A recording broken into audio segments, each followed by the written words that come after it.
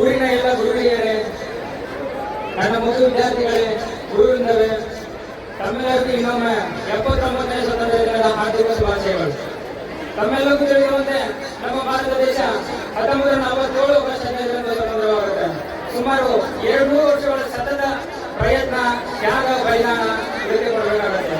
ಈ ಸಂದರ್ಭದಲ್ಲಿ ನಮ್ಮ ದೇಶದ ಮಹಾನ್ ವ್ಯಕ್ತಿಗಳು 1401ರಿಂದ ಹಿಡಿದು 1947ರವರೆಗೂ ಅನೇಕ ಜನ ತಮ್ಮ ಪ್ರಾಣ, ತ್ಯಾಗ ಹಾಗೂ ಬಲಿದಾನವನ್ನು ನೀಡಿದ್ದಾರೆ. ಅದರ ಒಂದು ಪ್ರಯತ್ನದಿಂದ ಇಂದು ನಾವು ಎಲ್ಲರೂ ಸ್ವತಂತ್ರರಾಗಿದ್ದೇವೆ. ನಮ್ಮ ದೇಶ ಸ್ವತಂತ್ರವಾದಾಗ ನಮ್ಮ ದೇಶದ ಜನಸಂಖ್ಯೆ ಸುಮಾರು 30 ಕೋಟಿ ಇತ್ತು ಮತ್ತು ಸಾಕ್ಷರತೆ ಒಂದು 12% ಇದ್ದಷ್ಟೇ, ಅಂದ್ರೆ ಶೇಕಡ 12% ಅಷ್ಟೇ.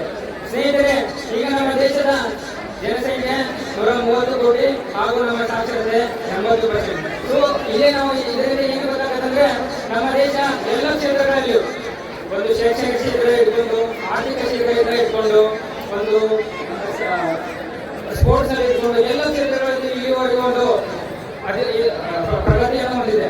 ಮುಖ್ಯವಾಗಿ ಹೇಳಬೇಕಂದ್ರೆ ಆರ್ಥಿಕವಾಗಿ ನಮ್ಮ ದೇಶಕ್ಕೆ ಸ್ವಾತಂತ್ರ್ಯ ಸಿಕ್ಕಾಗ ಅನೇಕ ವಿದ್ವಾಂಸರು ಹೇಳಿದ್ರು, ನಿಮ್ಮ ದೇಶ ಸ್ವತಂತ್ರವಾಗಿ ತುಂಬಾ ಜನ ಮುಂದುವರಿಯಲು ಅಂತ ಹೇಳಿದ್ರು. But today India is the 5th largest economy in the world. ಹಾಗೆ ಅತಿ ವೇಗವಾಗಿ ಬೆಳೆಯುವ ರಾಷ್ಟ್ರವಾಗಿ ಇಂದು ಹೊರಹೊಮ್ಮಿದೆ.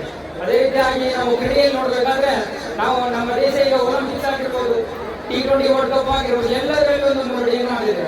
ಮತ್ತೆ ರಾಜಕೀಯವಾಗಿ ನೋಡೋದಾದ್ರೆ India is the biggest democracy in the world.